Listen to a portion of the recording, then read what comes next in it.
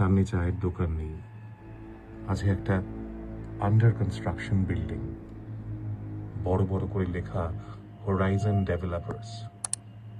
এর ভেতর থেকেই কথাগুলো আসছিল এতক্ষণ। অদ্ভুত লাগলো আনন্দর। ওর বোধ হয় ভেতরে না ঢোকাই উচিত ছিল, কিন্তু ওই বলে না, curiosity kills the cat. Hello, আমি সৌনক। আমি স্কুল লাইফে প্রথম নাটকে রেভেনের চরিত্রে অভিনয় করেছিলাম, আর ঘটনাচক্রে আজকে আমি অ্যান্টেনায়।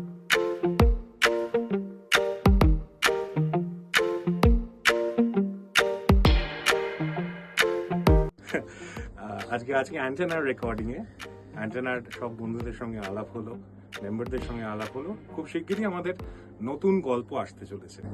গল্পের নাম কি, কখন শোনা যাবে, কবে শোনা যাবে এখনই বলছি না, তবে স্টে টিউনড। খুব শিগগিরই আসতে চলেছে অ্যান্টেনার নতুন গল্প।